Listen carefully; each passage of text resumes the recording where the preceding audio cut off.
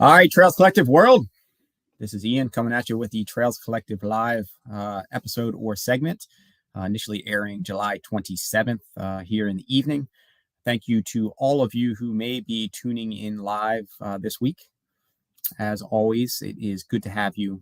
Those who are following up and listening to this after the fact, always good to have you as well. This is streaming live to my personal Facebook page as well as the Trails Collective's Facebook and YouTube channels. If there are any out there that are listening in, it would be great to have your questions or comments. If you have any as we go, feel free to drop those into the comment feed in either the Trails Collective's YouTube channel or Facebook page, and we will patch them in. So this week, we are going to dig in a bit to Hardrock. I was hoping one of the top Beast Coasters, a friend Brian Ostrike, would be able to join us. So we kicked back a week or so. But he ended up not being able to make it, which I'm a little bummed about. It would have been good to catch up. But we have three incredible athletes joining us to weigh in on Hardrock. So that will be Megan Hicks, Maggie Guterl, as well as Jeff Browning. And so we will start off here in just a minute in bringing them through and digging into Hardrock a bit. Then we're going to turn our attention a bit to High Lonesome. That also just ran. I think it was just this past weekend. Things are starting to blur here. High Lonesome is relatively newer on the block, but I think has quickly come on to be, I think, known as one of the more beautiful, if not challenging, 100-milers in the country. So I don't know if I was ever really a 100-mile runner or whether I'll do many more. We'll see. Guess I got a bit of time here to decide. But High Lonesome, I think, quickly became one of the ones that if I do get back in, I would love to be in that lottery because it just seems like a really beautiful event. So we have, I think it was the top Beast Coast finisher in that one that we will have on, and stoked to catch up with Sworupa Khadka on that. And then we will close out and digging in a bit on the last Vol State with Tim Hardy. Tim is long been around some of the events that I've put on here in the Northeast.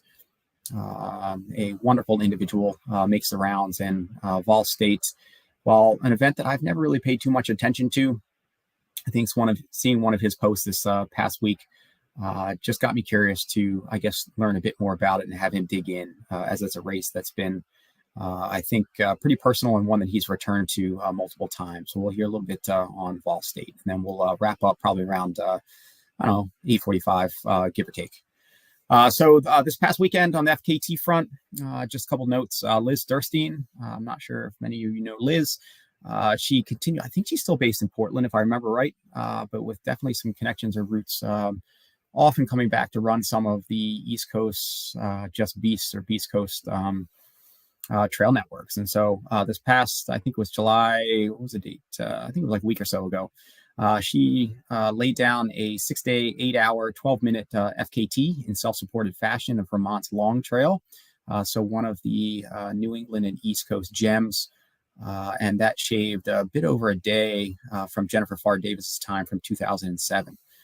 So Liz and I have crossed paths a bit, put in some miles together at some races the past year or two. So it's always great to have her back on the East Coast and taking on some iconic routes. Ultra sign up hot list, Connecticut's Soap Zone 6 running July 31st. And for me, a bucket list worthy Mozo double up running August 14th in Stowe are both 95% full. So if any of those are on your radars, check those out. Mozo double up, I was supposed to run, I think it was 2019 or 20 or something like that when COVID set in. And I think there ended up being maybe cancellation, or I think it was a weather kickback. I went up with a couple friends and we still did the course anyway in Stowe, an absolutely beautiful course, really cool, I imagine, formal event.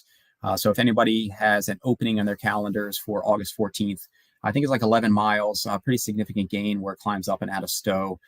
Beautiful ridge line, nice summit view, 95% full. Get in on that while there is still getting in. And then a couple openings soon, Notchview Ultra, Shore to Shore, Cabin Fever, all open, I think, coming up on August 1st. So if any of those are on your radar, now would be the time to get at it. All right. So we are going to bring in the Hardrock crew here. I'm going to bring in Megan Hicks. and the Magatron there, as well as Bronco Billy. Good to see you all again. Maggie, I don't think I've seen you in a little while, but Jeff, good to see you again. And Megan, good to see you again as well. Hello, so, Ian. Hello. Howdy. And the Hardrock. So when I launched the Trails Collective, I was really focused on events based in the Northeast. I really wanted to lend a bit of voice and coverage and highlight to maybe some events that often didn't get press, voices coming out of the Northeast that maybe weren't necessarily the top. But here and there, there's, I think, certain really just classic or iconic events that still capture, I think, the inspiration of many. And Hardrock would be one of those. Just how far it goes back. Seems like it's gotten more, I guess, drama, in the press, or whether it's, there's any number of angles that I think have had Hardrock on many people's radars, whether it was on there before or not. Maybe we can touch on that. Maybe we won't. We'll see. But Hardrock is definitely one that is fun to dig into. And for all of you, Megan, I think this was your fourth Hardrock, if I remember right, or if I scouted right there. Yep, fourth. Jeff, for you, I can't remember. Is this like your sixth or something to that effect? Yeah, it's my sixth. Yep. And then Maggie, I think this was your first, right? Yeah. And how many times have you been in the lottery? Technically only 2 in 4 years, because you're so lucky. Yeah, well done. I did buy some. We bought some scratch offs when we drove back to the East Coast in December in Indiana, and I didn't win anything. So, well, all used up on the Hardrock lottery. Yeah, there it was. And who needs gender equity when you're getting in year 2? I mean, the hell with that. Well, it sounds like it's working pretty well. Yeah. I mean, some people just. I'm not usually lucky like that. I don't know. Do you know? Well, there's an East Coast runner, Wesley, that had got in twice, and his first try he got in, and then he decided not to run it, and he got in again the next year. And then I think he said, I think I'm not going to run Hardrock. So like twice he got in. So we were like, dude, you need to play the lottery. I don't know if he ever did, but it happens. I mean, people get in on their first time. It just, sometimes it takes 10 years too. Yeah. Wesley sounds like you should probably pick up a Mega Millions ticket right now. I mean, I just bought 10 losing tickets tonight, but I should have had Wesley buy my tickets probably. I know. So for all of you, very much embedded in the endurance trail mountain space. Jeff, one of the probably preeminent mountain 100 milers for sure in the world for quite some time now. Megan, international in terms of often at the or near at least the podium on some pretty big events, but going long for quite some time. Maggie, increasingly, I think maybe known for some pretty incredible, maybe like backyard efforts or the ability to really lay yourself out there and just keep pushing. So all of you incredible endurance athletes. And so Hardrock would seem to, I imagine, kind of be right up the alley. So Maggie, with only your second time in the lottery, let's just start there because I think Hardrock is so much on people's radar. Why only your second time in the lottery? Why are you so late to this game with your endurance chops? Yeah, my first qualifier I ran was 2017. Just because, like, I mean, I lived in Pennsylvania and, like, there's not a ton of East Coast qualifiers. Like, I think Grindstone's one, and then, I don't know. And then it worked out that I just ran Run Rabbit. So I was like, okay, I finally qualified and I applied. And then in 2018, I guess it would have been the lottery in 2018, didn't get in. And then I moved here and then it was canceled twice. So, yeah, I mean, that's as soon as I got a Hardrock qualifier in 2017. So that's a good, and I'm not, my mind kind of takes tangents here. So my apologies for listeners if that's occasionally kind of frustrating or for you that I'm engaging with. I'm not following necessarily a linear progression of dialogue here. And so for all of you, feel free to chime in with one another. But Maggie, since we started there, and as I'm thinking about it, just as you're talking, I mean, I guess that's a good point too, in terms of access to Hardrock. Hardrock, what they take in what, like 160 or something to that effect? What's the number they let in? 150-ish, Megan? Yeah, 145. 145. Okay, I couldn't remember whether that was and I guess they do let people in later. I couldn't remember if that was over or whether 145 was reflective of like kind of non-showers or whatever. But for like 145, such a limited field, I think I've read that maybe they could let in maybe twice that many in terms of maybe park or land permits. But this is just what I guess Hardrock is. And I guess there's just by gaining in increased popularity, more people want in, but that's not to say that it necessarily needs to become something else, right? I mean, I guess it can stay, what it is. And maybe that makes more people angry because the sport's grown and more people want in, but kind of is what it is. But where I started, or I was going to say, Maggie, for you, because it can be so tough for people to get on that list or get in that lottery at all, with you having now run it for the first time. I mean, do you think that it's pretty legit in terms of not having many East Coast options or other options as qualifiers? Or do you think that there are other opportunities that could, I guess, be opened up to give more people access to that lottery? And would that be a good thing? Yeah, I mean, part of it is like, I mean, I know how hard it is coming from the East Coast and then trying to do any kind of race at altitude.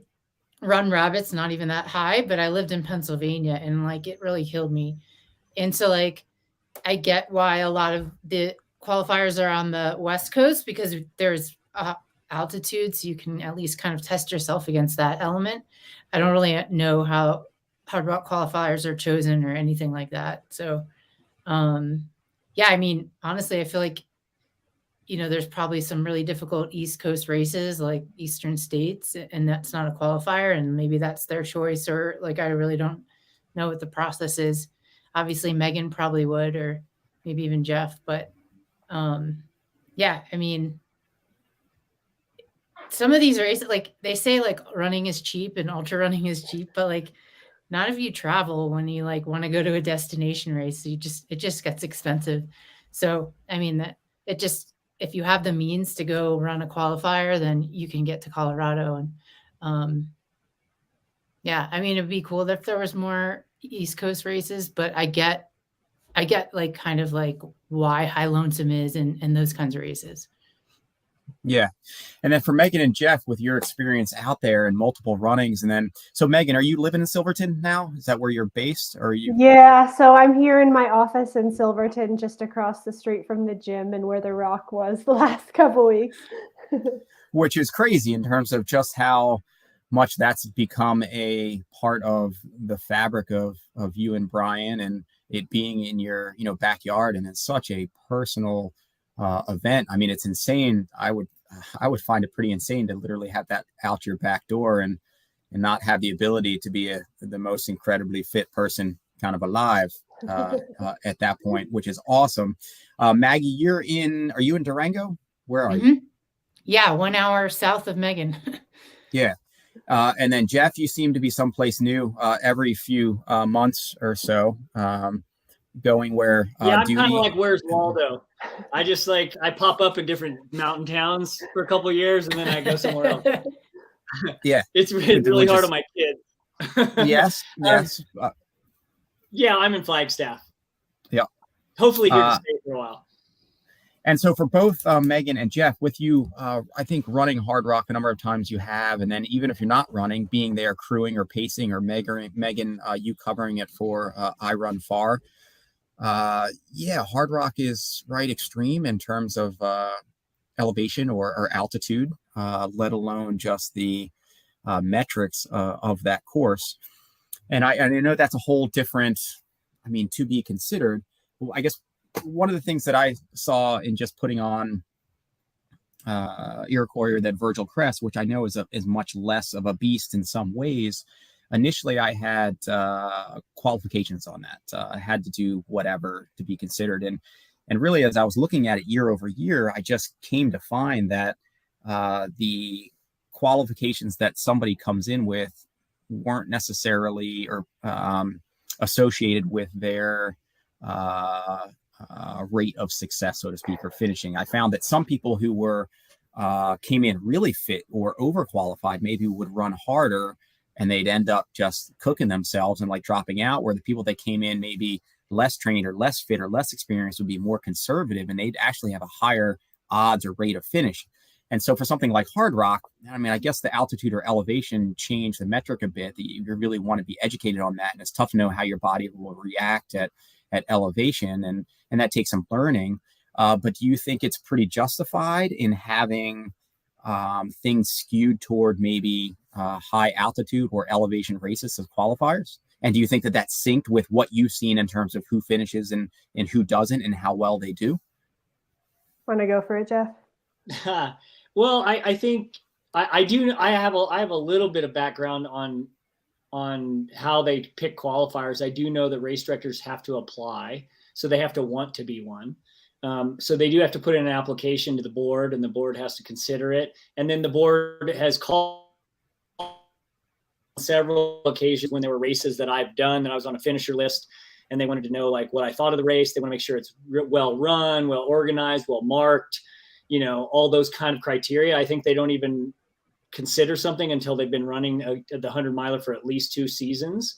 So 2 years before they would even consider it. And I do know a couple of people that have applied and haven't got it yet. So that have been applying. So I do know Luke Nelson's been trying to become a qualifier for a while with Scout Mountain 100. I've run that race this year, and it should be a qualifier. It's definitely harder than Bear 100, which is a qualifier, and harder than Cascade Crest. So, and I've run a lot of hundreds, and I definitely have an opinion on that. So I'm willing to write something for him, for example, on that specific race. But I think those races that they do pick, they need to have some criteria around getting ready, because that course Hardrock course is really hard. When they say it's a postgraduate race, they aren't kidding. And I think you guys can attest to that too.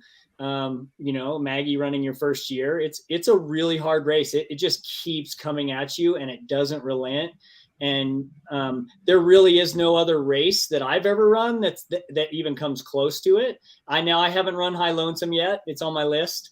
I keep getting into Hardrock, so I'll keep coming to Silverton. If I don't get in, maybe I'll go run it. I'll come volunteer in Silverton, acclimate, and then go to High Lonesome a week later. Well, at least that's my backup plan if I don't get in the lottery. So I think these kind of qualifiers, 100-mile qualifiers, are important. I think you need to keep them. I think it's important for experience too. I had multiple athletes this year that are good friends of mine, Luke Nelson being one of them, Michael Shimon. But they've been applying for, I think, 9 and 11 years respectively. Now that counts the 2 years that were canceled due to avalanche and COVID. So, but they even said, by year 5, I was kind of mad, but by year 8, they're like, oh, after they'd been there and they'd helped and paced and all those things, obviously they wanted to get in, but there was a part of them that was glad that they had to wait to get in, because they were really well prepared for when they showed up. I mean, look at Luke. Luke ran a really, really solid race and placed well. And the first time at Hardrock was 2007, and I had no clue what I was getting into. Back then, it was like a 50% chance to get in the lottery. I got in the first year I applied. I showed up in Silverton and went out really hard and had a big ego in my mid-30s and blew up royally and death marched and had to take a nap at Chapman. I still finished, but I didn't run a great race, and I almost DNF'd. So I do think that there is something to the qualifying process that I think is important, and that sets you up a better chance of success. So Megan might be able to speak more to the qualifying standards, but I do think it's an important piece of the race. The only thing that I'll add to that is that there seems to have been, over the last couple of years, a new focus by Hardrock in trying to diversify its qualifiers a little bit, sort of realizing that, what they had developed was you had to travel a long ways to do a qualifier, and then you had to travel a long ways again to actually do the race. And so, there were a lot of geographies that were left behind. The East Coast, like places in Europe, Australasia, Asia. So I think they're tasked with not currently like an easy task of trying to figure out how to find qualifiers in all of these previously geographically lacking areas. So I think there is definitely work on that, but I think as Jeff spoke to, it's tricky to find qualifiers that in some way mimic you're never going to mimic the altitude. You're never going to mimic, like, I don't know, standing at 12,000 feet with lightning pounding down on you and like needing to absolutely sprint downhill right now. But mimicking really difficult conditions for that particular place's geography. And it was good to see it. There were a couple of friends, I think, that did get in from international locations, or I shouldn't say a couple. I think one that I'm thinking of. And it was cool to, I think, see maybe that process work or that consideration or have more openings there. So that's definitely cool. So Maggie, with this being your first round versus, well, actually, let's start with, and I guess, maybe it's even a stupid question to even ask, but I guess why Hardrock? For all of you, Jeff, you keep coming back. Megan, you literally moved to Silverton. Maggie, you're applied at least twice and ran it once. For those that aren't familiar necessarily with Hardrock, why Hardrock to you? Should I go first? Sure. Yes. I mean, it's kind of my backyard now, not as much as Megan's. Well, Megan's, it's like her backyard. And front yard. Yeah, and front yard. Side too, I think. Side. It is. It's all around. It's really just a big loop to and from Megan's house. Like, Put the rock in my driveway next year, Yeah. okay? I mean, kind of like what Jeff said. I mean, I got to experience the race finally since I moved here last year for the first time. And it was awesome. Like, it's definitely like a special feeling. I got to be on Courtney's crew, and, there's like opportunities, like I can be involved next year, since I'm lucky to live so close and things like that.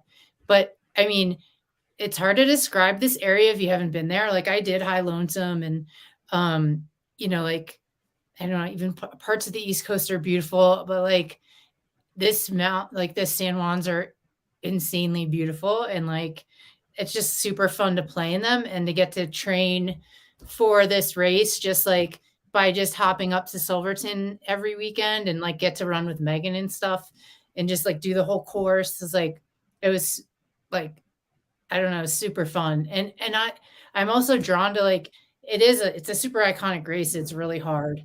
And that just makes me want to try to see if I can do it. It is really high.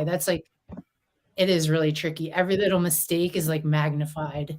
And then I like learned that big time, and had like a really rough time, but it was awesome. And, I mean, I hope everyone gets to experience it, or at least come to the race and like volunteer or whatever, 'cause it's so pretty. Megan? Yeah, I think there's two things. There's the geography, or like the landscapes that are the San Juans, and then there's the community of Hardrock.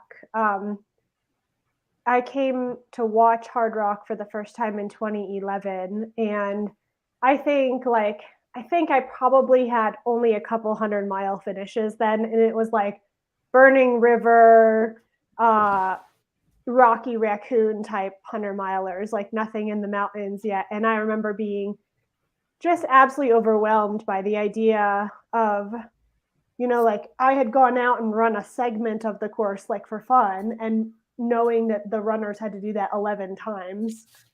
Like I couldn't even fathom how you did that without stopping, or how they made it around the loop. And so my first instinct was, no, this is going to be a while before I'm ready for this. I need to get a lot more experience. But like the landscape is so compelling. Like the colors of these mountains, there's like some mountain ranges in South America that have the same sort of exposure of rainbow colors. The colors of the mountains from pass to pass, like just how open and above tree line, and just how it feels almost Alaska or like the Yukon in some ways, just so remote. You're out there.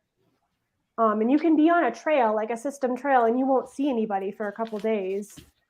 But yet you're in Colorado, which is like kind of one of the most popular states of the Intermountain West right now. And then there's, of course, the community of Hardrock, which is its own entity of people who come out to volunteer, to pace, to, heckle and spectate, and kind of slowly embedding myself into like those things. Eventually, it was like kind of inevitable that I was going to put in and see if I could get around the loop myself. And I mean, like Jeff and like Maggie, I think everybody's first time here is a pretty challenging time, and just making it around is like the victory. Jeff? Well, for me, I definitely would echo what Megan's saying, and the community is a huge piece of Hardrock. There's no other race like it with regard to that. Like, you can't put that in that beautiful location, Silverton, super small, 700 people or something in, population, still got dirt gravel roads for streets. It's just, it puts you in this scene.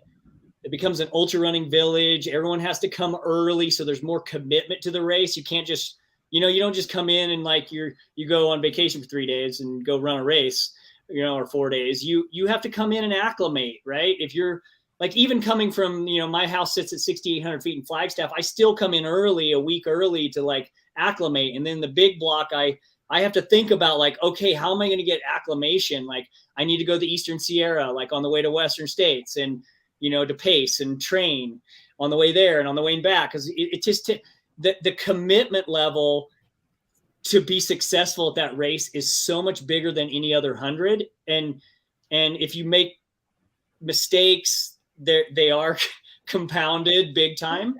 Unlike any other race too, I think if we're talking about effort and the size of the course, you just can't, I've won a lot of hundreds and surged a lot in hundreds and raced hard, and you can make multiple moves in hundreds if you have experience. And in that race, I always see it as like, you got one match. You can burn that match and make sure you hold on to the match and wait to burn it. Don't burn it too early, because once you burn it, it's done.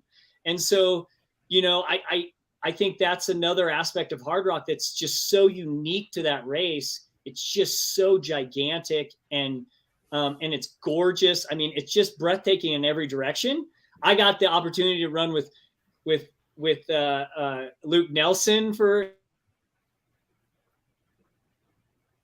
like 25 times. Like, he was so overwhelmed by like finally getting in after 11 years. And then just the course was so big. And like, every time you come above tree line, there's everywhere you look, there's this like, it's a postcard in every direction.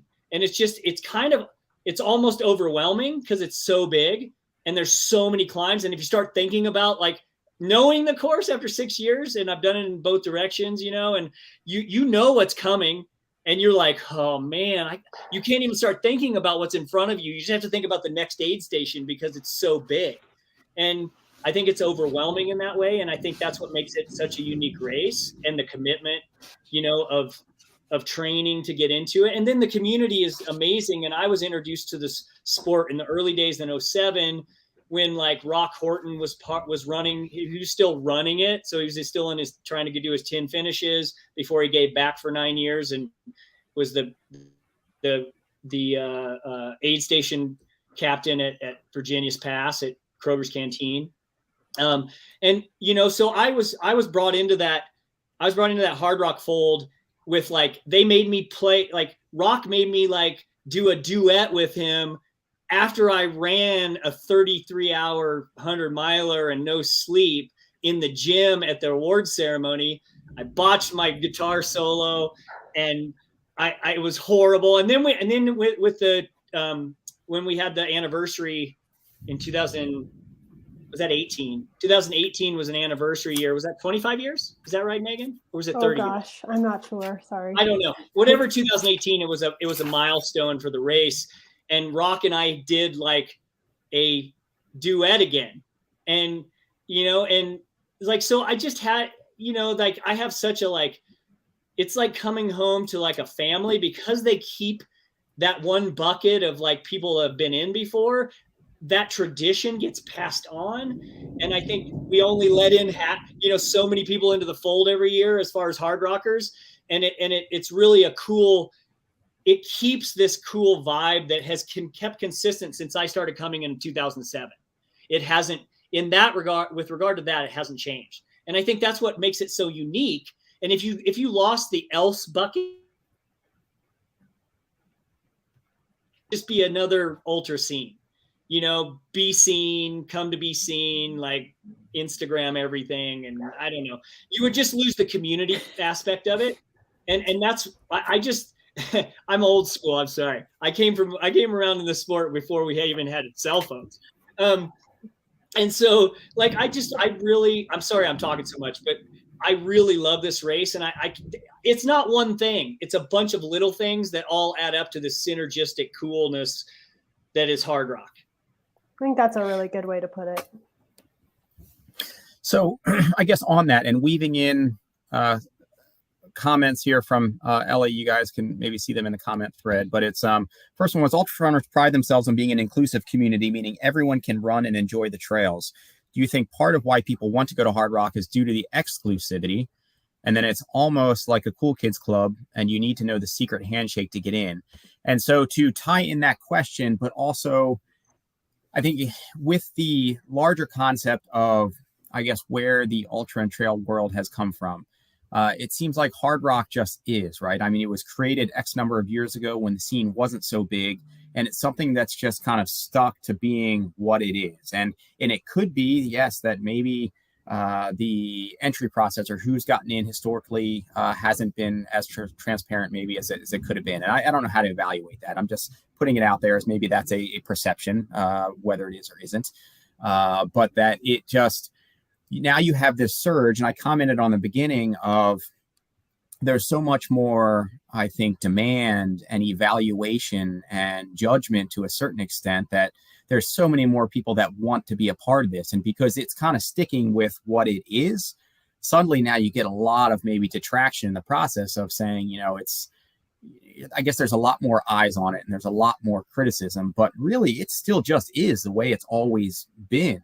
And so should it evolve, even if it had the capacity to, and it can't to a certain extent in terms of numbers and permits, and it would lose maybe to what all draws you there. So one, I guess just kind of weighing in on that concept of if it is where it's coming from, where the scene is taking it, and is there something to it is appealing because it's the exclusive cool kids club versus, well, not really. It's just that everybody wants a part of it now, and suddenly it seems exclusive and the cool kids club. I mean, I have a quick opinion on it. I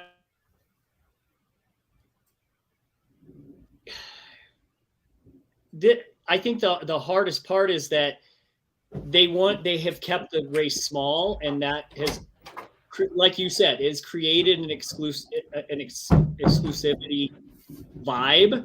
But I would argue that come hang out that week. Like, if you can't get in, come volunteer, come do trail work. I mean, that's what I do when I don't get in. So I come volunteer. I worked Kroger's Canteen one year, all through the night. And that's a week-long volunteer. Like, I didn't get paid for it. I didn't get any money for it. I didn't get any compensation. All I got was like to be able to hang out with the community, and you get to run in the San Juans. So come train during the race. Like, everyone who I know that hasn't been to the race has a lot harsher judgment of the race until they've been there. And then they're like, oh, okay, I get it. 99% of people will go, oh, I get it. There's always going to be that 1% that are just that person, and that they're not going to be happy no matter what. But I feel like if you show up and you come and hang out and you train, that's the cool thing about not having to run the race. You get to go run in the San Juans. You know, when I volunteer, I get a lot more running in the San Juans than just running the loop. So you get to train every day in this beautiful place, and you get to hang out. You get to go out to the bar if you want to. You know, you don't have to worry about tapering. And so I think I would encourage people who haven't been involved in the race to come to Silverton and hang out and camp out and run in the San Juans and just experience Hardrock. I'll just add into sort of dovetail off of Jeff and say that I think Hardrock is in a interesting and difficult position in that they want to try to marry past and present and anticipate the future.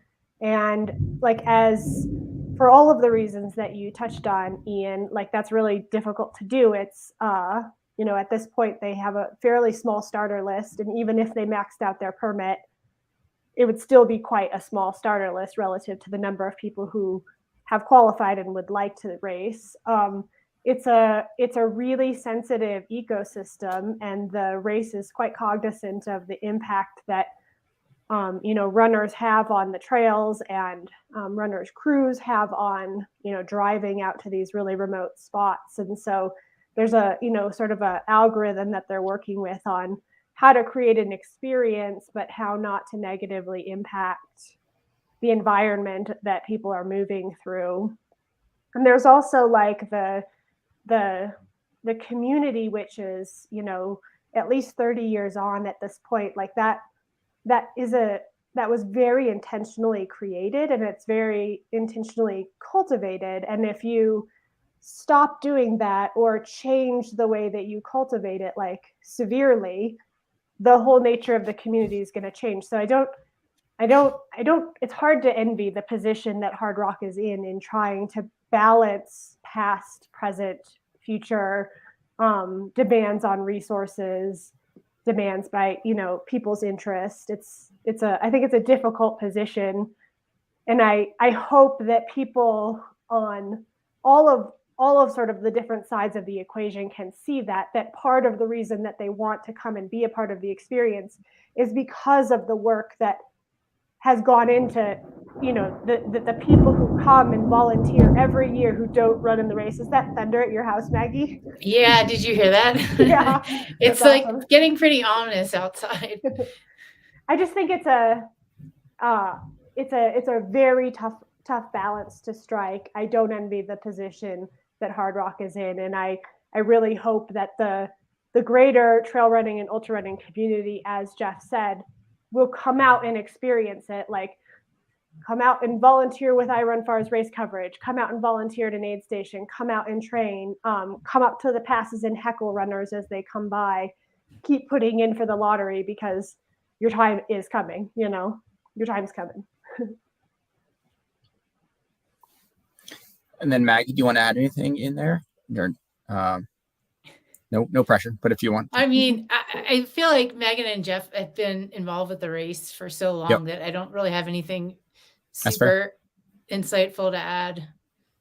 Yeah. I almost forgot I was in the podcast too. I was just listening to them. Yeah. And I was listening to your thunder. That sounded pretty phenomenal. Yeah. All right. So, Jeff, you phrased it as matches. You've all commented on if you make an error out there, it's just magnified in the severity of that course. Maggie, I guess you have an unfair advantage in terms of being able to train on the course, to put in time up there, quite a bit of kind of insider knowledge. It didn't seem like an advantage in the end. That's a huge perk, though. Yeah, I know it is. No, and like, I don't think in any way with like doing the course and all the training, I just made a stupid mistake. And I think I got like super dehydrated, which had nothing to do with like I did have an advantage, just knowing what's coming and where you can like do water, even where water is, which I didn't use, but like, yeah, I mean, it's pretty awesome for sure to be able to do that. I think that's a good point. Like the water, that's something that after 6 times, I still like I'm trying to like, usually I kind of nail hundreds. And like, even if I go show up for the first time at like a race, but like that race, I can't quite, like every year there's something where it's like, oh yeah, I should have done this, or I should have done, I just feel like I still haven't figured that race out, like to really nail it. Like where I came across the finish line and been like, boom, I nailed that race, you know? And so that was going to be my question, was for Maggie coming in, even though you have somewhat of that insider knowledge, training capacity, whatever, was there something for you that, it's kind of all new? Like, I guess, what was the mistake that you made that got compounded? And then a slightly different variation on the question for Megan and Jeff, because you have been through it several times. You've had several opportunities to figure out what you did wrong in the past, what not to do wrong again. Does it change every time, or was it the same stupid thing that happened again? And it was like, damn it, like, why did I just do that again? And what was that thing? Maggie, start with you.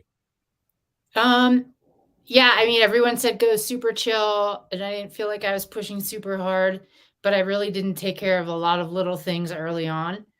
And then by engineer halfway through, it's like, yeah, like my match is gone. And like, ultimately what I agree, after regaining your energy and putting yourself back together, and your crew like heals you up, and like my feet were so far gone that like every step was so painful, and that's literally never happened to me in a race. And it just makes sense that it would be like a Hardrock thing, because there's just like all these issues compounded, manifested itself as this like really terrible like trench foot situation that was like, and like that was never one of the things that I was like, okay, what's going to be my foot plan? I'll just do what I always do. I put some lube on and I put socks on and I go, like, but that wasn't enough that time. So like, yeah. And like what Jeff says, like, I don't know, he said he hasn't nailed it yet, which I don't know. From my view, it seems like you have plenty of times, but like every single person in front of me, I know had like some kind of stomach issues. So it's like never going to be perfect, maybe,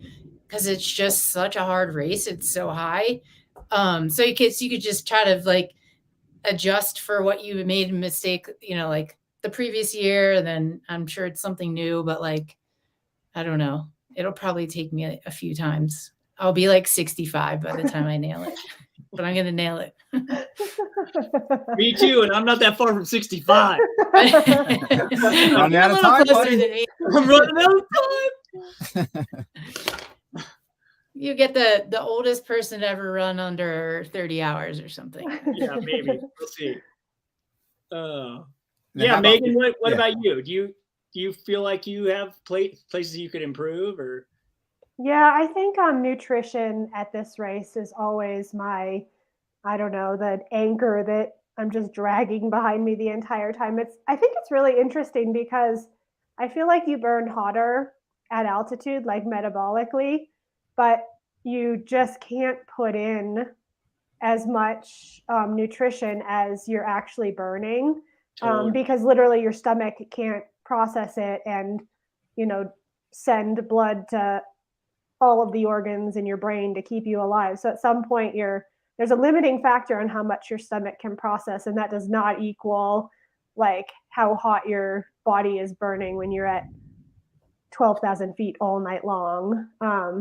And yeah, it's just the toughest nut to crack. And I think I had other things that went wrong this year, but what went more right for me this year than any other year was nutrition, and just really honoring the fact that liquid nutrition later, when it gets challenging for your stomach to digest, just leaning on that and going for it. And it worked out better than nutritionally any of the previous years. Mine's always hydration in that race, because it's one of the few races that it's like, oh, it's only 7 miles between aid stations when you look at it on paper, but that 7 miles takes you like 3+ hours at least.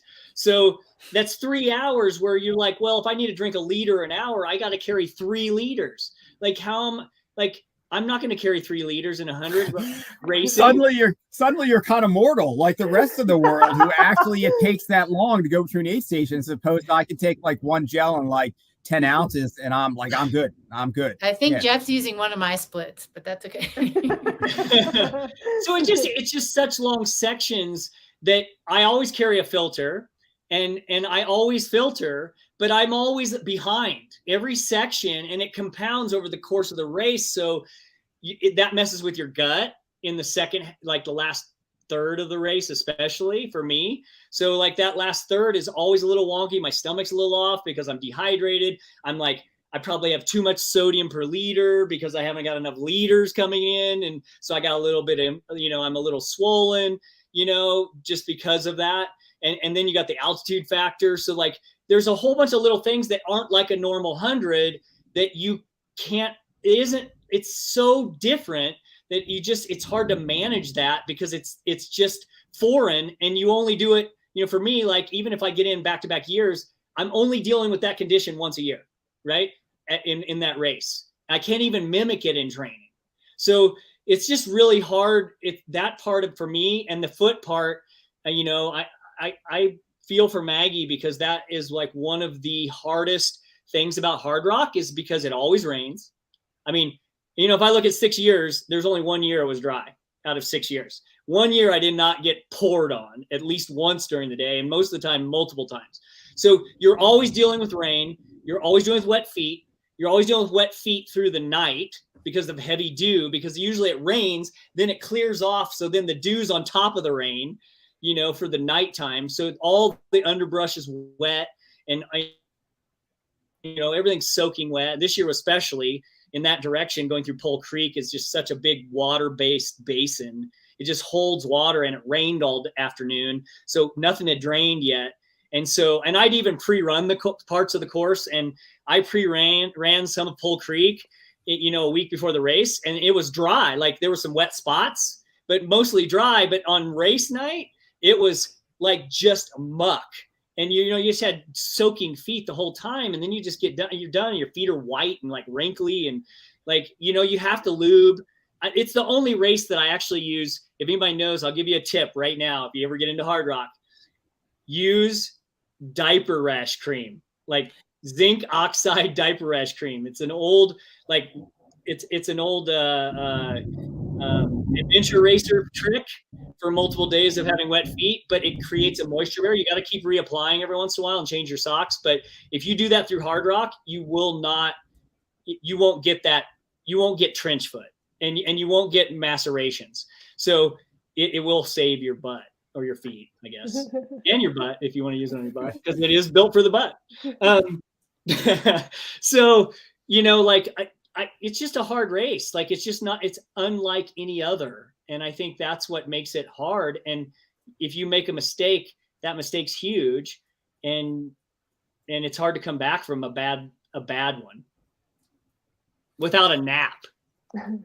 Do you think it's possible that once you get closing in on that 65 and your sponsors have long given up on you being the first one to go under 30 hours and Ultra has kind of gotten tired of you, do you think that you can kind of create a product that would be maybe Jeff's secret sauce cream with maybe the motto "built for your butt, but good enough for Hardrock"? I got the logo in my head right now. That's fantastic. All right, so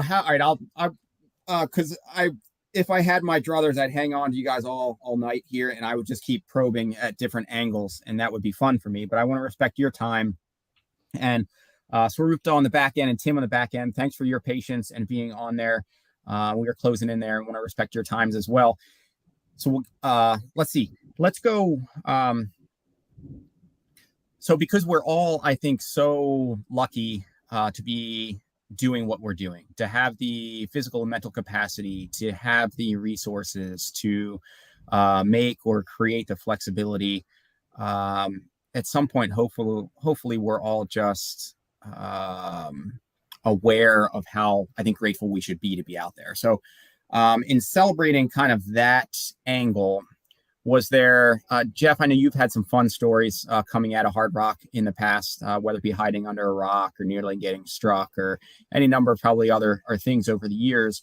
was there kind of a fun life experience takeaway moment, or something that just made you stop in the context of that weekend and just said, God, like in this spot, and what was that spot or that moment or how you were feeling where you were just grateful and thankful to be doing what you were doing? For me, like this year, well, I've had some crazy years. I've had close encounters with mountain lions on this course, and lightning, too close for comfort, and lightning almost got struck on the top of Handy's in 2014. You know, it's 40 meters away. It struck the point where you go off in this direction. We went this year. So as soon as you step off the summit, there's a little bit of block, and then a little about 40 yards and you drop off. Like I almost got struck by lightning. It struck the point, put me on my face. It was scary. I've never been that scared. And I still have like, you know, some kind of post-traumatic syndrome from it whenever I'm in lightning. You know, this year I was coming over Engineer, and I literally stopped in like, I had to pee. So I'm in the middle of peeing, and it starts going, dun, dun, dun, dun, dun, dun, dun, dun, dun, dun, dun, dun, dun, and then hail, and then boom, like lightning right behind me. And I'm like, oh my God. And I'm like trying to take my jacket out at the same time as peeing. And I pee on my jacket. And I'm like, oh my God. And I'm like trying to put my jacket on. And I'm like, I got to get off this mountain because I'm at the very top, you know, right when you get on the road and you have to descend. And it just started dumping on me. And I'm like putting my jacket up while I'm running down the road. And so it was just like a complete, you know what, show. So I just totally, I think that is Hardrock in a nutshell, that moment. And the other one is I always have a special place for Virginia's Pass and Kroger's Canteen aid station because I worked it in 2017, the year Killian won with an arm in a sling. And it was just like, we worked all night, and it was just, we had a lightning storm while we were working it. And we had, you know, it's just a really cool scene. And I feel like Joe's kind of transitioned into exactly what Joe is. And that's a minimalist. And he's transitioned into a minimalist aid station. And with the whole painting, and he's kept the shot going tradition, and knowing that I know the whole tradition there and have worked it. And I know that they're not going to give you a full shot of mezcal. They're going to give you like a thimbleful. It's enough to go on your mouth and tongue and teeth, and that's it. It's not going to affect your glycogen or anything like that. It's not going to break down your glycogen. So like, I was thinking about it on the way up there. I'm like, I was like, okay, I know he has Coke. He had very minimalist aid station this year. You know, I can't have the pierogies because it has soy in it, and I have a soy allergy because I've seen the box and the label and I know the ingredients. So I'm like, I can't have that. So, okay, I can have Coke. Okay. And I can have a shot. I'm going to get a shot with a Coke chaser.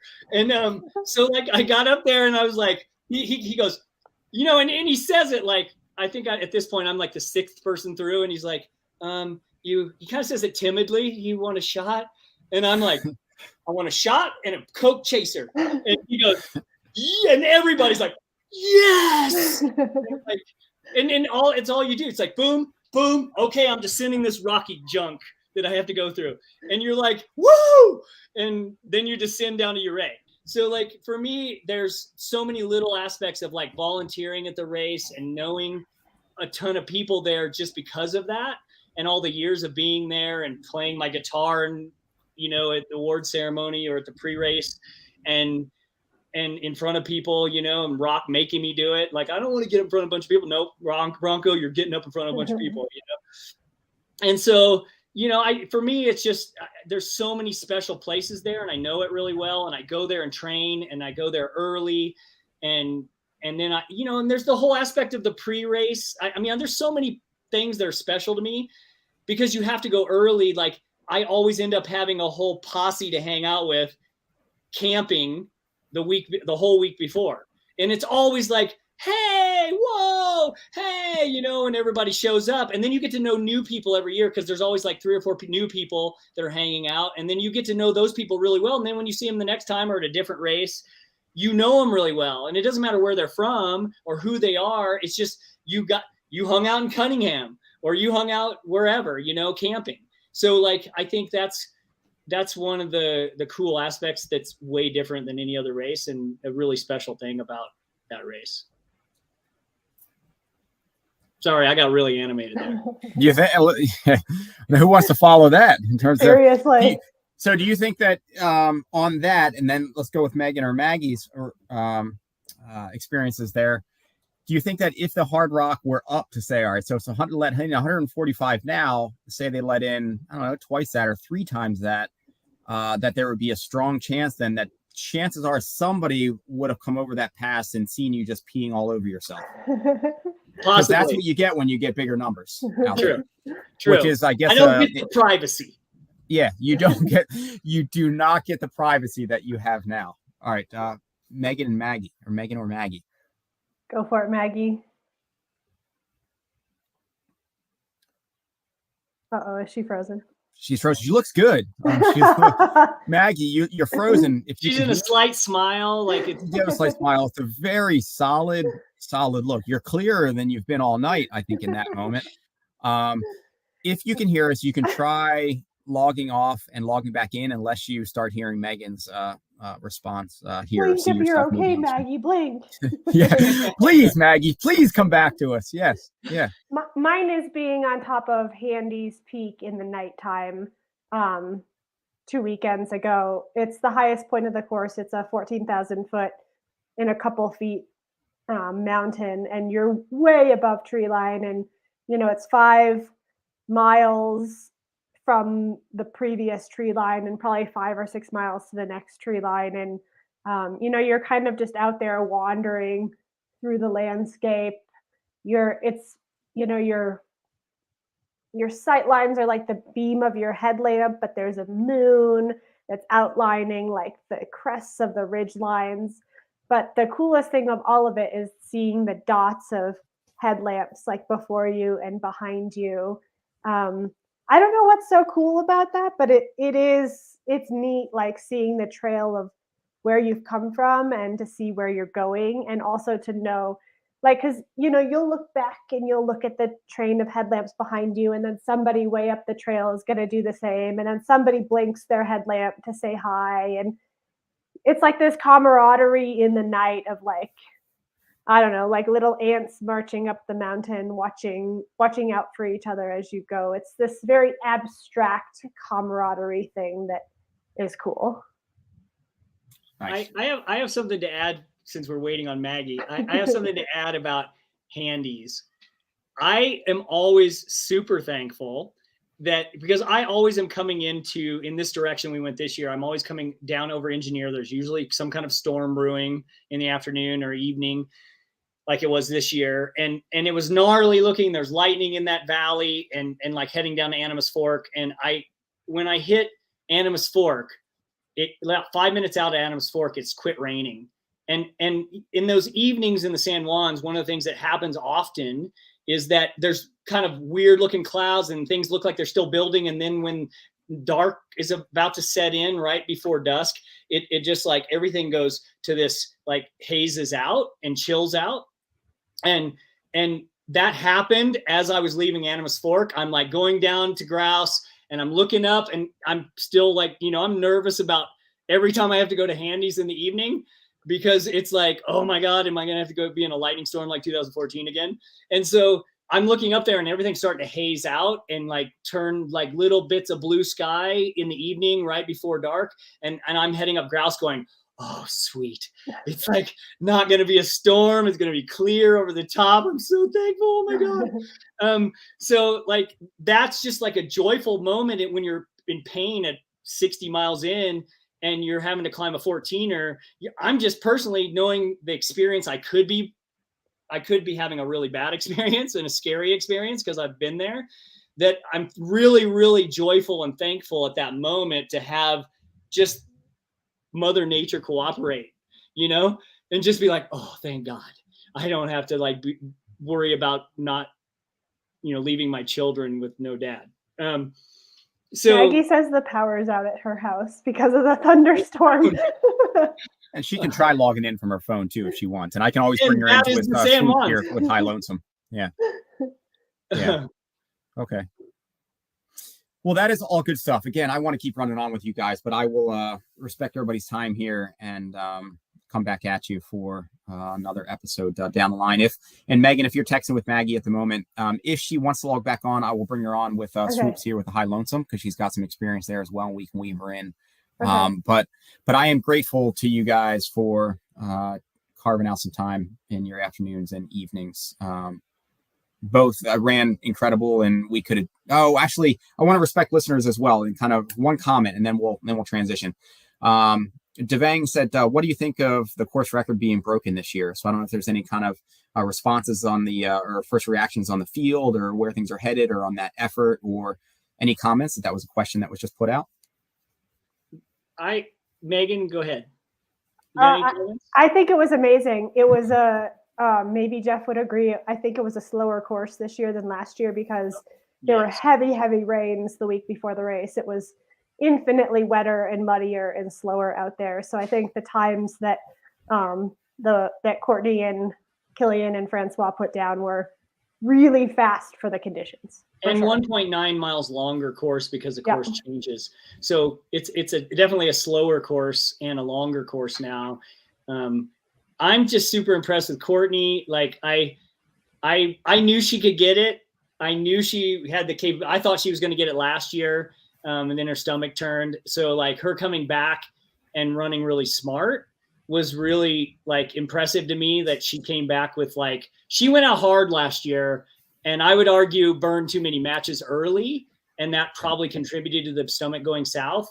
And at least that's my own opinion as a coach. And I'm in my own little silo here, making that comment. But I also, like, she and I have gone back and forth for the last 2 years since she got in, because I gave her she asked me for some advice at the start line last year. And I told her Rock Horton's analogy of like a artisan piece of bakery sourdough toast is the race. And you are the knife with one slather of peanut butter on your knife. Now you gotta put that evenly over the whole piece of toast. Don't lather it on too thick early, or else you're gonna have dry toast. Then you don't want dry toast. Dry toast sucks. And I told her that before the race, and then she said, "Well, if I go too fast, yell peanut butter." Well, she was in front of me. I couldn't even yell peanut butter. Like I was like, and I know based on my experience, I run fairly consistent on this course every year, and I knew if she just was right behind me or around me, she would run a course record. And so, that kind of stuck with me through thinking about it and analyzing as a coach her effort last year. So this year I came up to her before the race and I just looked at her and I said, peanut butter. And she smiled. And then I said, okay, I have one more thing to say. I said, you've only been in front of me twice in hundreds, Western States and Hardrock. And both those times you dropped.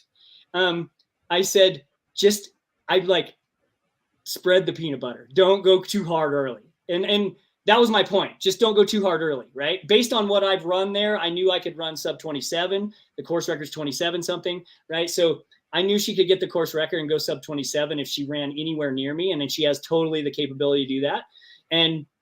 And so I was super proud of her for managing her race the way she did and running a really, really strong race. Killian, I mean, he, again, one match. He made his move at Cunningham, the last climb. He waited to make that move. If you look at, like, say, for example, I think that Killian and Dakota did a really good job of keeping Francois kind of on the ropes a little bit all day, just out of his not running his race, but running their race. And then Dakota making a move at halfway at Engineer down to Animus and up over Handies. He burned his match too early in hindsight. But that was enough to like put those guys and pass him on the way down to Sherman, and then work together to drop him. And then, Killian made his move at Cunningham, and his split from Cunningham in is insane. Amazing. Crazy To run even at all. Going up Little Giant is just, that for me is mind boggling. Like to be able to like, okay, I'm going to run. What? You're going to run? I mean, it's like, it's 2,400 feet in 1.9 miles from 10.5 to 12.9. It is a hard segment. And for him to even run parts of that is like mind-boggling to me. And awesome. So awesome. And awesome. Crazy awesome. Yeah. Right on. Well, you're both crazy awesome as well. And again, thank you for carving out some of your time tonight. And I'm always thankful for the opportunity to see you guys and chat again. So looking forward to that time. So thank you. Thanks, Ian. And good to see you, Megan. So fun. So fun, right. both of you. And Maggie too. Bye. Bye, All Maggie. Right. See you. All right. Thank you so much for your patience, and Tim on the back end as well.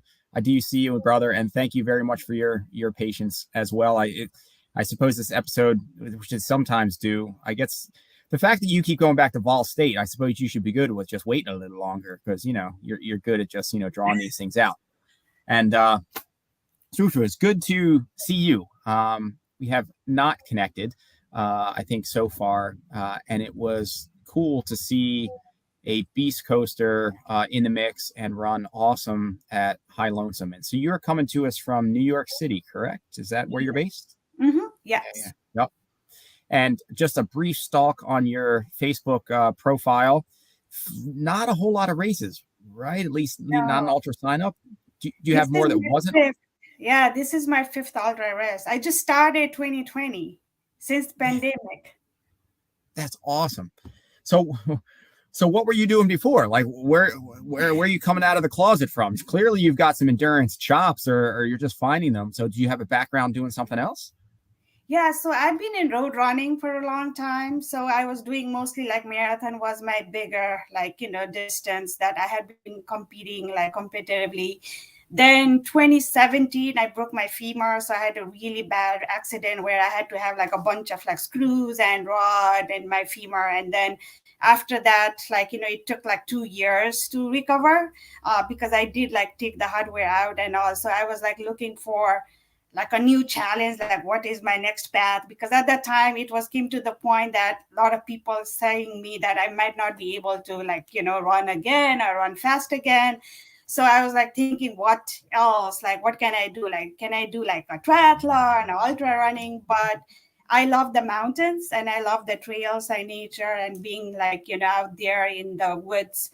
So I thought, okay, I'll get with the ultra running. And I have been into some of the big races and I've always been fascinated about that. But I had never ever raced or have it. I did a lot of hiking and all. And then when pandemic happened, it gave me a big opportunity to my work got remote. And then I thought, okay, let me just start traveling around and start explore the western side of US because I've always been in the New England, New York City area. And then I started, I did my first ultra 50K Pikes Peak and I loved it. And then, that's how it started. So how about so did you grow up in New York City area or where are you from? No, I'm originally from Nepal. And then I came to US for a college in Connecticut and then moved to New York City for a job. Okay. And then for the road scene before, the road running or the marathons you were doing, were you traveling some destination races and using it to experience other places, or were you staying kind of close to home? No, I've been doing a lot of international races too. So I love running New York City Marathon because, that's how I got into marathon, inspired of running a marathon. I grew up doing a lot of track races in Nepal, but then in college, in my 20s, I didn't really do any sports activities at all. And then it was after moving to New York City, then I got reconnected with running and I did actually, and then I started getting my times really better because I really started as a one bucket list checkpoint, a race. And then I started improving my times over the years and then ended up actually getting the record time for my Nepal as for the women marathon. And then I represented Nepal in the Asian Olympic Games and the South Asian that's awesome. Games. Yeah. So it was a fun ride doing the marathon. And then now I still want to do and keep on running the marathon. I don't know how much more I can start doing, like, competitively and improving my times. But I love that whole new challenges that I found in the trail running races. Yeah. How old are you? You're 44. 44. Okay. And so you were doing competitive marathoning for how long? Like how old were you when you started into marathoning? The first marathon I ran was like DC, the Marine Corps Marathon in 2010. So that was my first marathon.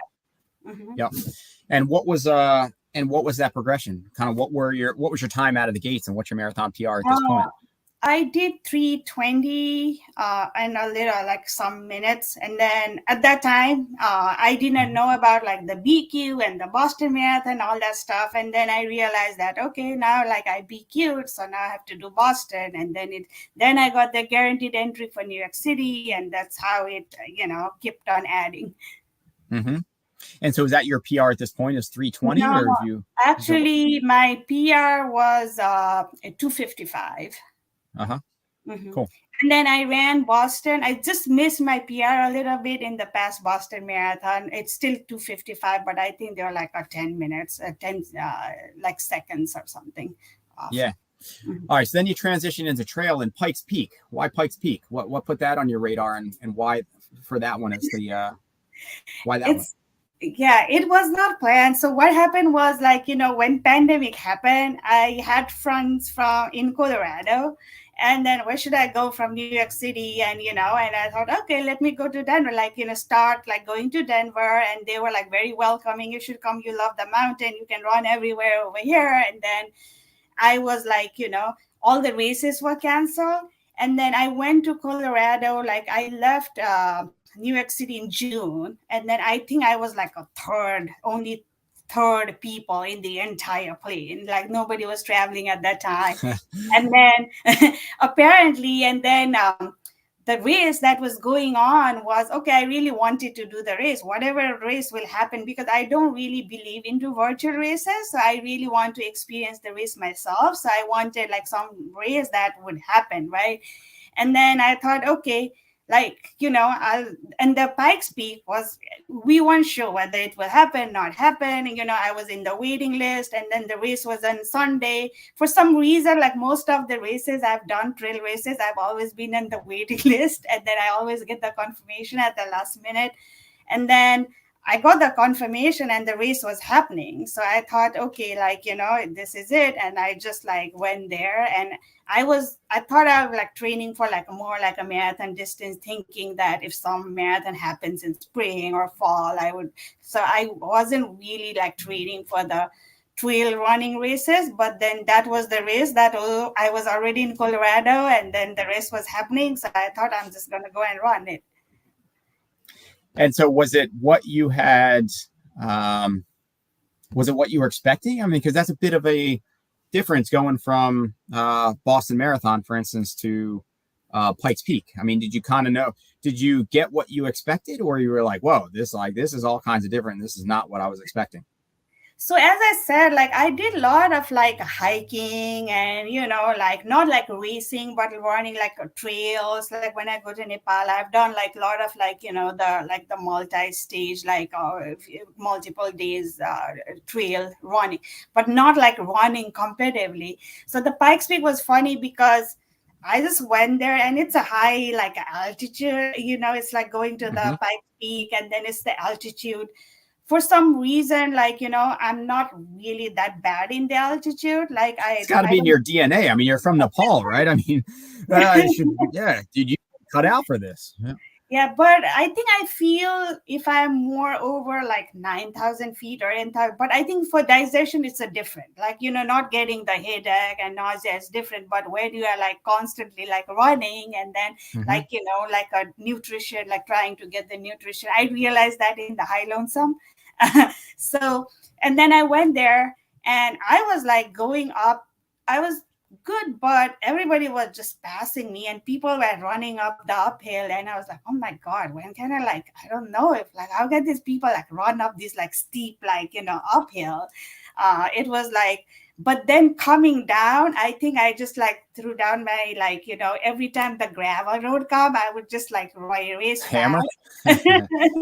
So, but when like a lot of the people who are already coming down, when I was like going up in the Pikes Peak, and especially like the last section, there was a huge, like, the fire road. I just like, started running like 7:10, 7:15, and then just like start. So it was good. Like I got, I think like my age group. So I won my age group for women, 40 to 45 age group, which was good. And then this is fun. And then next one is, then I wanted to do like I wanted to do longer races, but I didn't have any qualifiers. So I was like, looking, what would be the next, like, race I can like run as a qualifier for Western States or like UTMB and all. And then I did the Black Rock. So that was my second, like Black Rock 100K was my second trail run. And then last couple of 2020 and 2021, I spent a lot of time mostly in Colorado and like travel like some in Arizona and Utah and Southern California. So it has been fun. And so High Lonesome's a lottery entry at this point, right? Yes. And I was in the waiting list until the last week. That's how you roll. That's good. All right. And so High Lonesome, and I guess that sticks with your maybe Colorado connections and where your trajectory was already. You just happen to pick, I don't know, one that's maybe not been on too many people's radars yet, with it being a newer event, but an absolutely just beautiful or kind of a stunning course. So imagine there was intention there for the 100-miler you were picking, because you could have, I mean, there's so many 100-milers out there. Why did you pick High Lonesome? Yeah, so one of the reason was like in 2021. So I was like, one of the reason I wanted to do trail race, I was always fascinated by Western States or UTMB, right? And then last year, actually, I was fortunate to go and hang out in Hardrock, and I really liked the community, and that's where like I met like a lot of my teammate, like the Rocky Mountain Runner teammate, and they were like, I really like the camaraderie, like as these guys were talking earlier about everything about like just being there, hanging out, experiencing the community. And Hardrock was not even into, I just felt that, oh, this is like the boys club guys, like a race. This is like, not the kind of race I wanted to do. But then I realized this year, like, and I was only looking for the races that would give me the qualification, like, eligibility for Western State and UTMB. So this year I thought, you know what? And then I knew like a couple of people, like, Silky and Kyle and some people like Ryan who has done High Lonesome before. And then talking, like, I realized that if I can do High Lonesome, maybe I can do Hardrock. Like, so it's like, the stepping. And then it's in such a beautiful, like, the place, right? And then I've been to like Mount Princeton. I've like, hiked Antero before. I've been into that collegiate like trails. So I thought like, okay, like I would, that will give me Western States. That will give me like, and it's already in Colorado. It's a very small, like really intimate kind of race. And that's what I like about like, the trail running. So I put my name in there. I just actually, there were only like 2 or 3 races that I put my name in there, and then I got into the waiting list. I was 22 in the women because they have a 2-set. And one of the things I really liked about High Lonesome was there are a lot of talks about like, equal men, equality and all. And High Lonesome was amazing. Like from the beginning, they had like, like 50-50 men, women ratio, and they have the 2 different waiting lists going on for men and women. I was like 22, and like after Boston, I was very hopeful and like, oh, I need to start for training 100. My name was not even moving. And I'm like, oh, maybe I should start like looking for another race. And there was nothing else remaining much.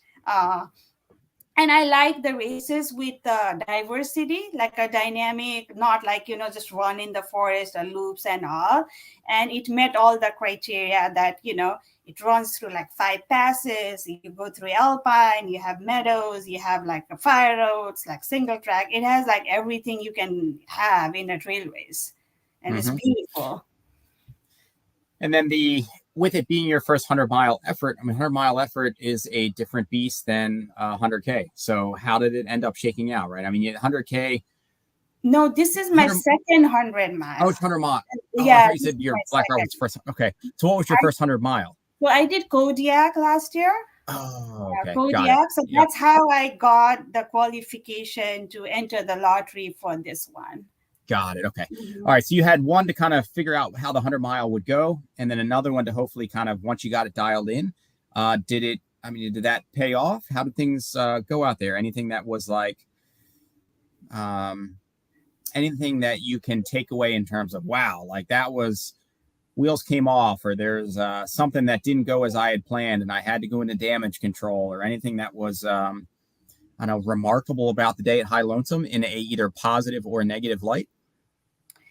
So I think like I knew this race was hard, and I thought Kodiak was hard, but then but this race was hard. So I think I was thinking the first part of the race is really hard, and then I thought like after Monarch Pass, like 8th station, you are coming down the altitude, and it will feel like easier.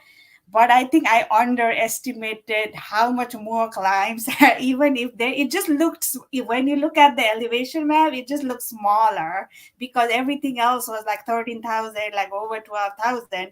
But there were like a lot of climbs still in 9,000, feet or 10,000 feet. So I kind of underestimated that.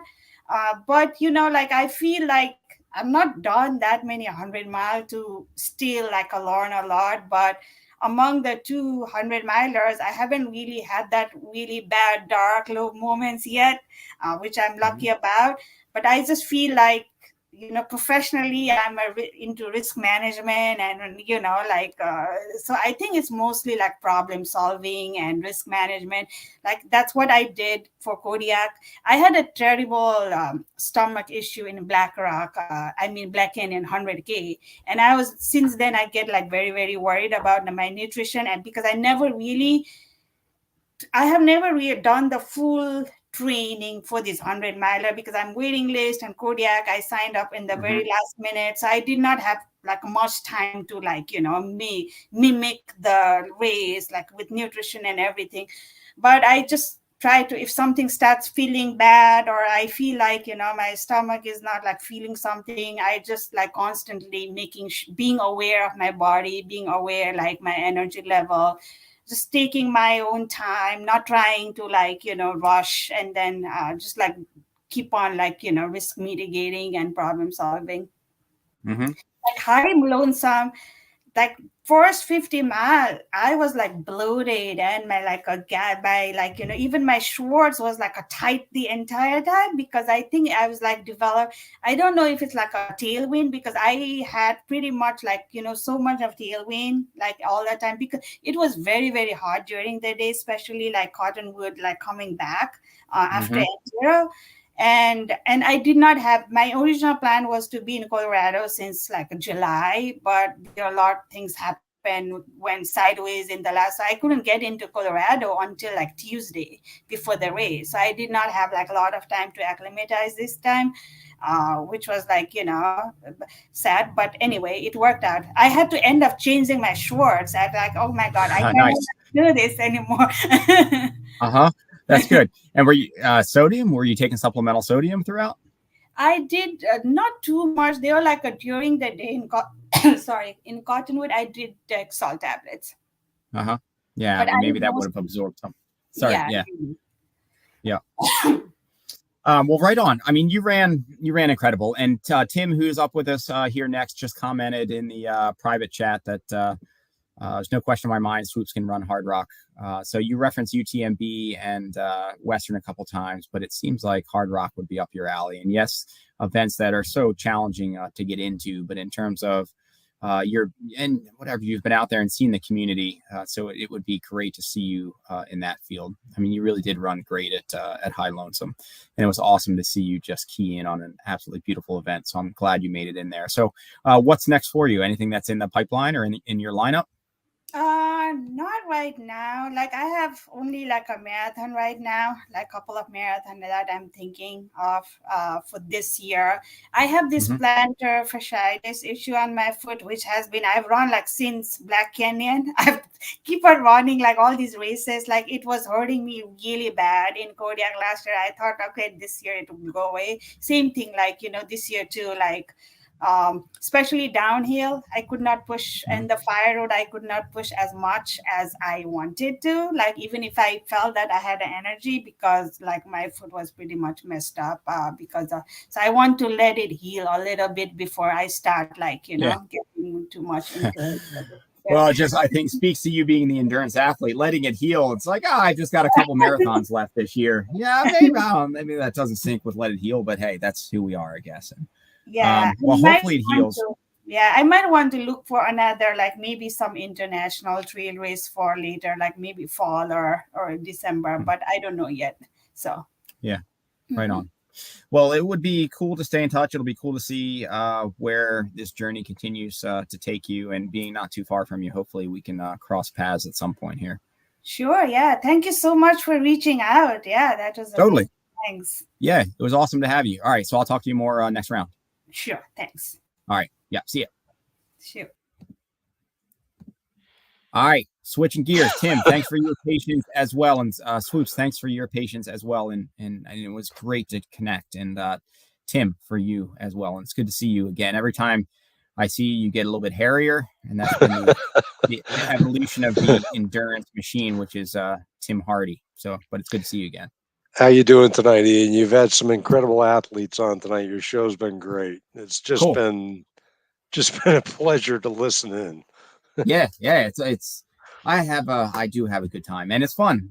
Swoops, I wasn't on my radar before, so it's awesome to also meet new people, to see. Talk about an amazing human being. I mean, it's like I messaged you.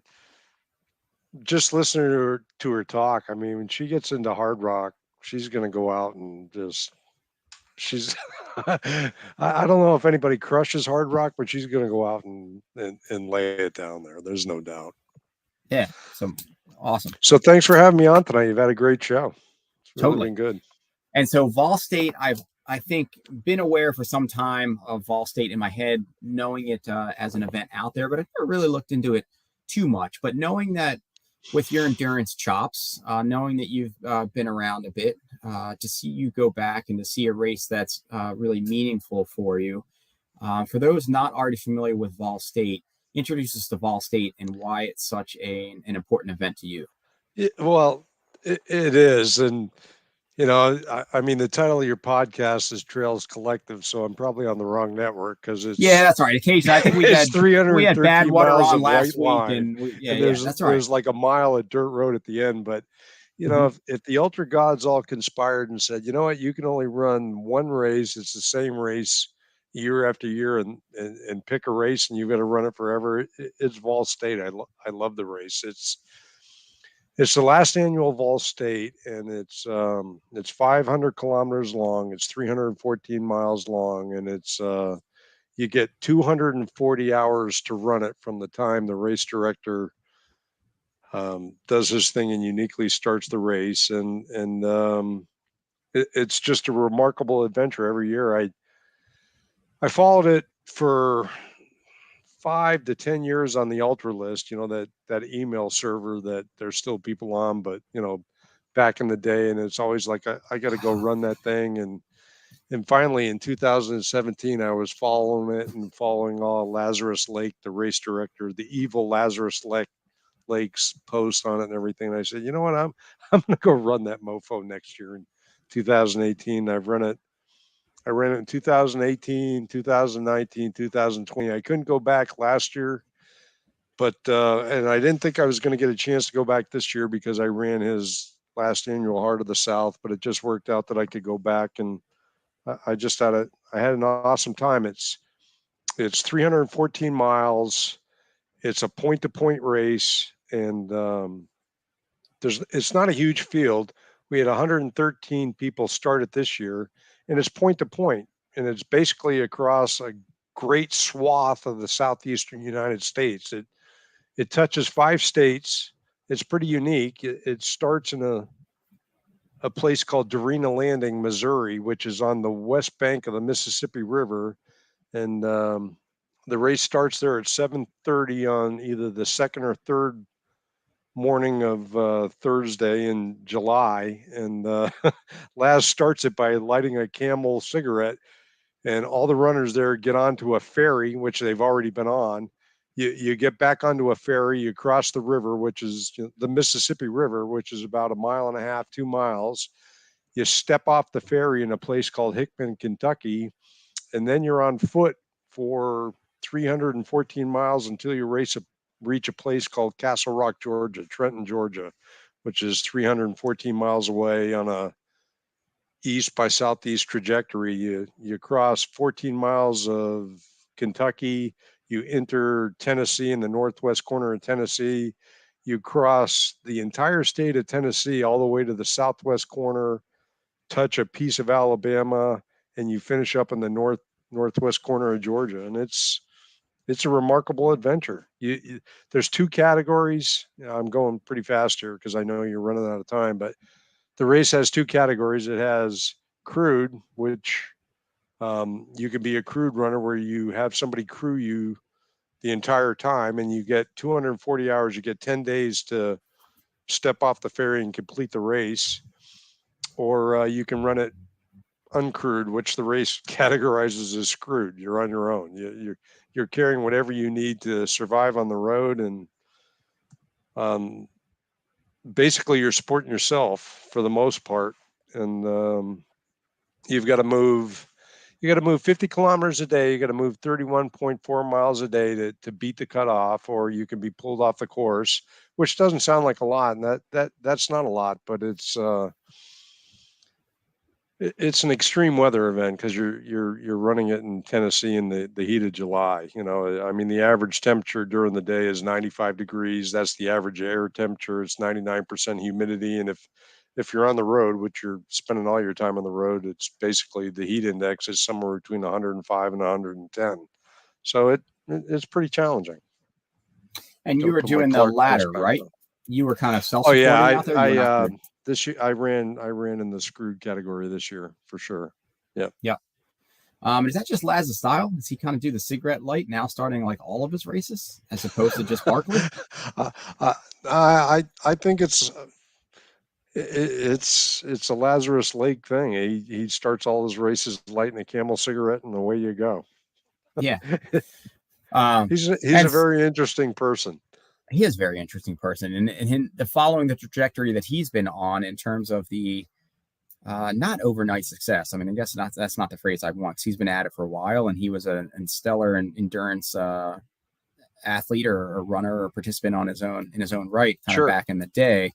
But to see the relatively recent success with the popularity of the Backyard Ultra and like the virtual stuff, that's a pretty crazy ride, I imagine.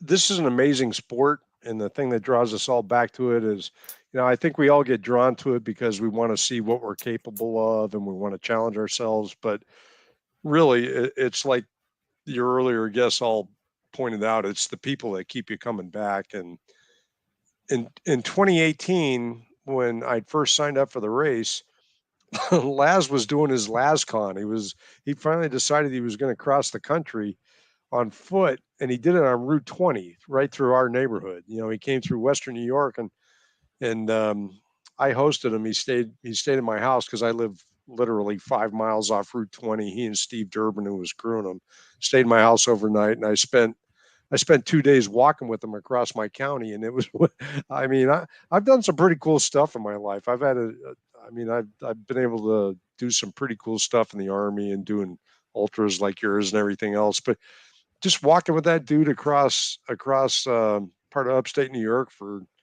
2 days was really interesting, because he stood up the Strolling Jim Ultra Marathon in 1979. That race has been going on for 50 years now. He was telling me all about that, and you're right. He hasn't been an overnight success, but if you, in this day and age, if you had to do a Mount Rushmore of the 4 most influential runners and people in North American ultra running, it would be hard to keep that guy off Mount Rushmore.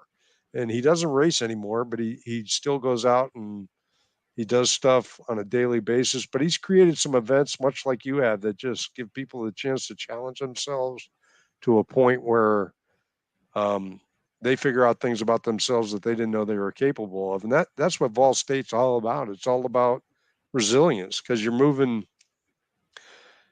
only required to move 50 kilometers a day. And, you and I can sit there, and I think a lot of people look at Vol State and they go, what's the big deal? You and I can sit there, and I know you're going to run 50K in 5 or 6 hours on an average day. And right now I can do that in 7 or 8 hours on an average day on a particularly a road course. But when you're out there crossing Tennessee from the northwest corner to the southwest corner, and it's 105 degrees and the road temperature is 107, it's a whole different set of circumstances. And it's a wild adventure, and it's never the same. It's just never the same. In 2018, I barely made it to the finish in 9 days and 7 hours because I destroyed my feet, because I was, there's that old John Wayne saying, it's like life is hard, but if you're stupid, it's a lot harder. Vol State's really hard, but if you're stupid, it's a whole lot harder. And if you don't take care of your feet, life gets really hard within 12 hours out there. And so in 2018, I survived it and made it in 9 days and 7 hours. And I've gotten a little better every time I've run it. And this year I came in just under 6 days, which when I first looked at it and was doing the ultra math in 2017, it's like, I don't see any reason. I mean, I know it's going to be really hard. I know it's going to be really hot, but I think I can do less than 6 days. I think I can do sub 6 days. And it took me 4 tries, but I finally did it this year, and it was close. I came in in 5 days and 22 hours, and it was a lot of work to get there, but it was incredibly rewarding. And that's huge. I mean, in terms of the pickup for you, or the gain, or where you've come from, sure, you're cutting your time nearly like in half. And to be fair, I mean, I guess we're in this weird kind of ultra endurance bubble where you say, yeah, anybody can do like 50K like in a day or whatever. And chances are a lot more people could do it that think that they could probably do it. But we're also in this, in a very, our filter is not normal, right? And so, but the 30 miles is very different from 50 miles a day. So for you to crank sure. out that in 5 days, I mean, that does take you to a different level and tax in your body and system, and the demands are much different. So that's a great effort. Yeah, I got on the course and didn't leave it. I didn't get a hotel room. I mean, it's a unique event, because whether you're screwed or crewed, it's up to you to support yourself on the race. And I shouldn't say it's totally not supported, because there's a thing that Vol Staters term as road angels. And it's like, say you're out in Ithaca and you're going for a run, and someone pulls up and says, hey, you look really hot. Here's a bottle of water. And it's a unique thing to the state of Tennessee, because the race is unsupported, whether you're crewed or screwed, but the people of Tennessee have embraced it. And there are so many people that look forward to the race, because it's on a fixed course. The course, I mean, it changed by a micro this year. They kind of rerouted it in the first 2 miles, but the course really doesn't change. It hasn't changed for 20 years. And there are road angels, people that support that course of their own recognizance or their own reconnaissance. And they know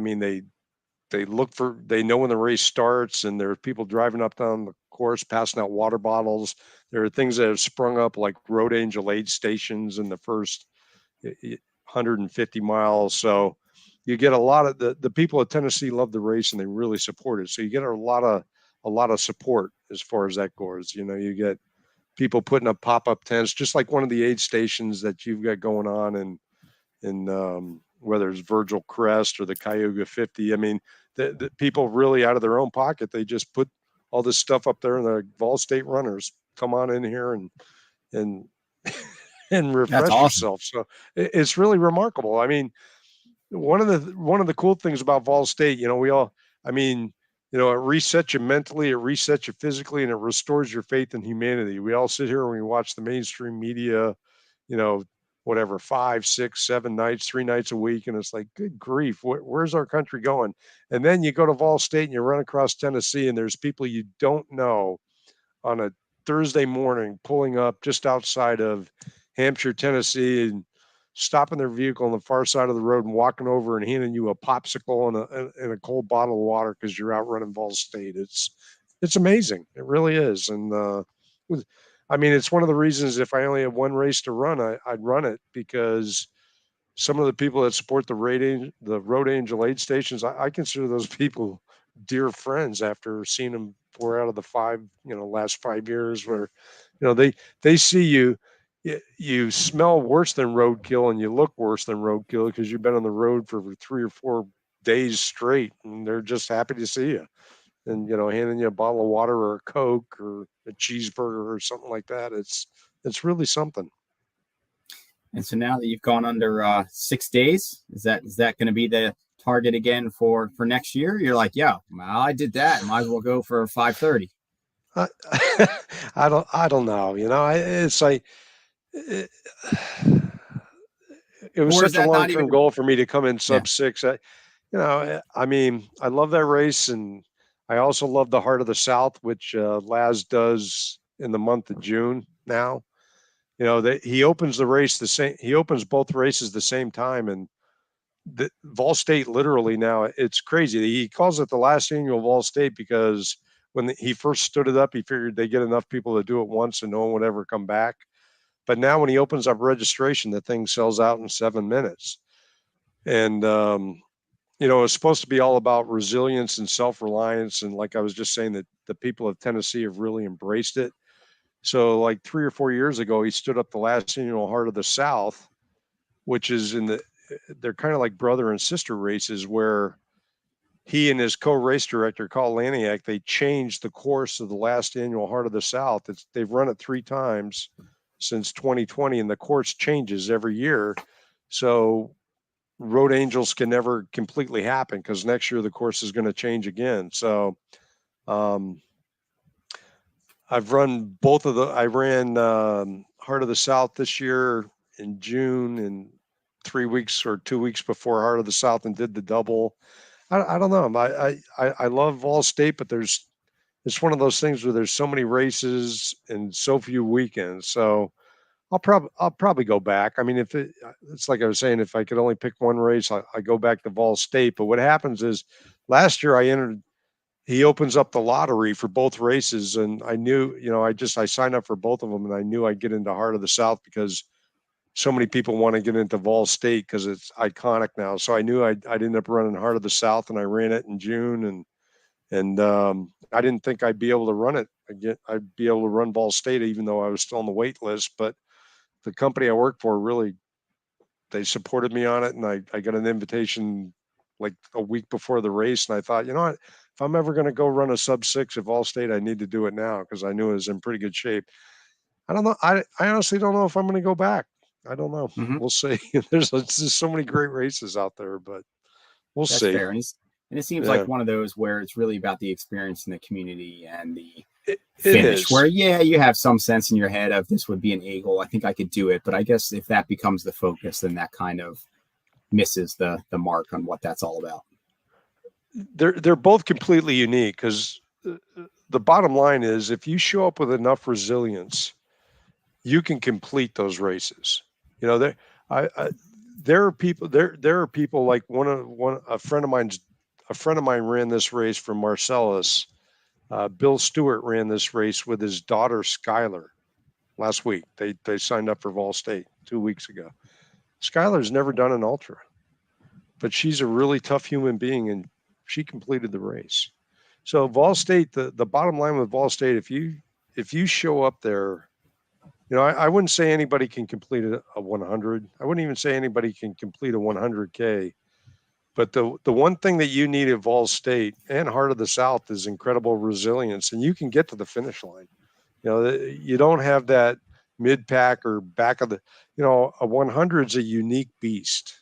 Some of them, every 100 is really hard, and some of them are harder than others. Like Virgil Crest is, in my estimation, one of the 2 or 3 hardest hundreds east of the Mississippi. But they're all uniquely difficult because you've got to, it's 30 hours long, and there's a really intense period. If you're a mid-packer, you've just got to be moving. Vol State, you've just got to be incredibly resilient. 10 days, 240 hours, that doesn't sound like a lot for 314 miles, but if you're alive and you're moving on the course, you can get to the finish line. But mentally, it overwhelms people way faster than it does physically. You think it overwhelms you physically, but mentally, it just wears people out really early. And most of the people that drop from that race drop in the first 3 days because they haven't acclimated, and they're sitting there, they're thinking, I'm at McKenzie or I'm at Lexington, I've still got 214 miles, and it just wears them out mentally. But as long as you're resilient and you keep moving forward, you'll finish. Well, nice work, man. What else you got on deck this year? I've got a race coming up in a couple of weeks called the Eastern States 100 that I got into that I've never run before. So I'm going to go out and throw down there and see how that goes. I might be a little too old for trail races like that, but depending on how that goes, the second Saturday in November, I'm either running a race called Virgil Crest or Pine Creek. Then I've got Ghost Train, the Ghost Train 100, third week in October. Prior to that, I'm running the Buckeye 200 last weekend in September. It's based on Vol State. It's a 200-mile out and back across the northeast corner of Ohio that an incredible Vol State veteran named Kimberly Durst created. You start on Lake Erie, you run south for 105 miles till you get to West Virginia, you turn around and run back. You turn around and run back. It's completely self-supported. It's my favorite out and back race in the country. So I'm doing that, and then I've got Rim to River in November that I'm going to. You got quite the lineup ahead, dude. You're kind of living the dream while you still can. Hey, you know what? At some point, it's like you were saying earlier. At some point, we're all blessed to be able to do this and all incredibly fortunate, but getting a little old for some of these trail races. So I'm trying to have a big year and close out some trail stuff, and just I think next year I'm going to really focus on timed events. I ran 3 days at the fair in May. I'd never run a timed event over 24 hours. It was just awesome. So we'll see, You seem cut out for that. Now I know Eastern States is going to be a tough one for you. So it's a beast. I hope that it goes in your favor. Hey, I appreciate it. I'm gonna go out there and give it everything I got. We'll see. No doubt. That's what you do. Right on. Well, Tim, thanks for being patient again tonight, for kicking back on time. Thanks for your time. Just carving that time out. I really appreciate it. Hey, thanks for having me on, Ian. It's just a privilege to be here. You had a great group of runners tonight, and you've got a great podcast, and it's great getting a chance to touch base with you, brother. Sounds good. All right, man. Well, I'll pay attention to what you do at Eastern, and maybe I'll see you in September. Don't look too hard. I'll let you know if I finish. I'll look. All right, cool. Yeah. All right, man. See you in September. Bye. All right. So for those that joined us live, thank you very much for another round of TC Live. I don't quite know what next week is going to bring yet in terms of who's going to be on, what we'll focus on.